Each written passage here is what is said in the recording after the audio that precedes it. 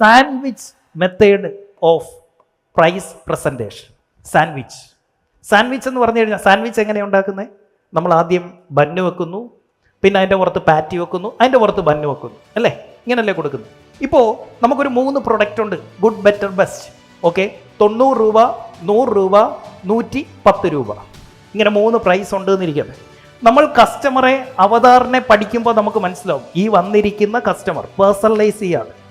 അപ്പം ഇയാൾക്ക് നമുക്ക് മനസ്സിലായി ഇയാൾ ഒരു 100ൻ്റെ എടുക്കുന്ന ആളാണ്, മിഡ് റേഞ്ചിൽ എടുക്കുന്ന ആളാണ്. അപ്പം ഇയാളോട് എന്ത് പറയണം? സാറേ 90 തൊട്ട് അവൈലബിൾ ആണ്, 100ൻ്റെതും ഉണ്ട്, 110ൻ്റെതും ഉണ്ട്, പക്ഷെ നമുക്ക് ആ 100ൻ്റെത് മതി. ആ മിഡ് റേഞ്ച്, ഒത്തിരി താഴെയും പോകണ്ട, ഒത്തിരി മേളിലും പോകണ്ട. എന്താ ഇപ്പോൾ ഈ പ്രസൻറ്റേഷനിൽ ചെയ്തേ? സാറേ 90 തൊട്ട് തുടങ്ങുന്നുണ്ട്, താഴത്തെ ബന്ന് വെച്ചു. 100ൻ്റെതും കുറച്ചുകൂടെ ബെറ്റർ സാധനമുണ്ട്, 110ൻ്റെതും ഉണ്ട്, മുകളിലത്തെ ബന്ന് വെച്ചു. ഇപ്പം എന്തായി? അവൻ തിന്നേണ്ടത് ഏതാണോ അത് ഇടയ്ക്ക് വെച്ച് കൊടുത്തു. ഇനി വരുന്ന ഒരു പ്രീമിയം കസ്റ്റമറാണ്, അവൻ്റെ അടുത്ത് നമുക്ക് എന്ത് ചെയ്യണം? 110 വിൽക്കണം. അത് പ്രസൻറ്റ് ചെയ്യുന്നത് എങ്ങനെയാ? നടുക്ക് വരുന്നത് ഏതായിരിക്കണം? 110. സാറേ 90ൻ്റെതുണ്ട്. അപ്പോഴത്തേന് മുഖമൊക്കെ അങ്ങ് ചുളിക്കണം, ഒരു വഴിക്ക് കൊള്ളത്തില്ല എന്നുള്ള രീതിയിലായിരിക്കണം അത് 90 തൊട്ട് തുടങ്ങുന്നുണ്ട്, 110ൻ്റെ നല്ല ബെസ്റ്റ് ക്വാളിറ്റി ഉണ്ട്, 100ൻ്റെതും ഉണ്ട്. പക്ഷേ സാറിനെ പോലെ ഒരാൾക്ക് ഐ സജസ്റ്റ്, എൻ്റെ എക്സ്പീരിയൻസിൽ ഞാൻ പറയുന്നു, സാർ 110 തന്നെ. ഇപ്പം ഇടയ്ക്ക് എന്താ വെച്ചേ? അവൻ ഏതാണോ തിന്നേണ്ടത് അത് ഇടയ്ക്ക് വെച്ച് കൊടുക്കണം. ഇനി 90 എടുക്കുന്ന ഒരു ചീപ്പ് കസ്റ്റമർ ആവുന്നത്, അല്ലെങ്കിൽ ഏറ്റവും ലോവസ്റ്റ് ആണ് അവന് വേണ്ടത്, എന്ത് ചെയ്യണം? സാറേ 110 വരെ ഉള്ളതുണ്ട്, 90ന് അതേ സാധനം തന്നെ 90നുണ്ട്, പിന്നെ 100ൻ്റെതും ഉണ്ട്, പക്ഷെ നമുക്ക് 90 മതി സാറേ. നമ്മൾ എന്ത് പറയുന്നോ അത് കസ്റ്റമർ മേടിച്ചിരിക്കും. പക്ഷേ അതെവിടെ പിച്ച് ചെയ്യണം? ഏതാണോ ആ കസ്റ്റമർക്ക് കൊടുക്കാൻ നിങ്ങൾ ഉദ്ദേശിക്കുന്നത് അത് ഇടയ്ക്ക് വെച്ച് കൊടുക്കണം.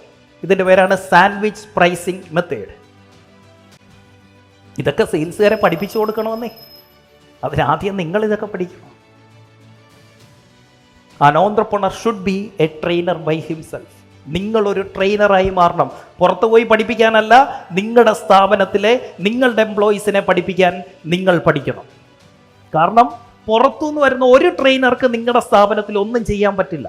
നിങ്ങളുടെ എംപ്ലോയീസിന് എന്താ വേണ്ടത് എന്ന് നിങ്ങൾക്കേ അറിയൂ. അതിൻ്റെ പേരാണ് നൈസ് അനാലിസിസ്, NICE.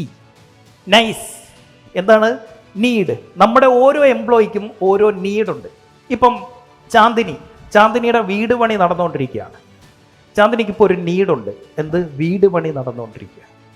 ചാന്ദിനിക്ക് ചില ഇൻട്രസ്റ്റ് ഉണ്ട്, ചില താല്പര്യങ്ങളുണ്ട്, ചാന്ദിനിക്ക് ചില കൺസേൺസ് ഉണ്ട്, ചില ആവലാതികളുണ്ട്, ചാന്ദിനിക്ക് ചില എക്സ്പെക്റ്റേഷൻസ് ഉണ്ട്, പ്രതീക്ഷകളുണ്ട്.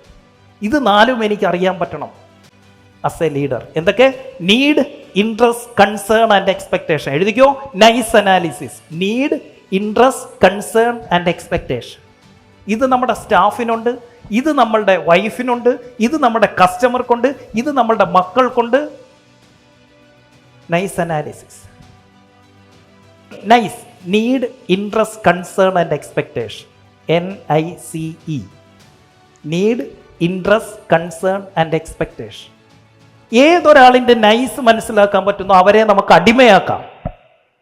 അപ്പോൾ നമ്മളുടെ ഓരോ സ്റ്റാഫിൻ്റെയും നൈസ് നമ്മുടെ കയ്യിൽ വേണം. ഇതറിയാമെങ്കിൽ കസ്റ്റമൈസ് ചെയ്ത് നമുക്ക് ട്രെയിനിങ് എടുക്കാൻ പറ്റും.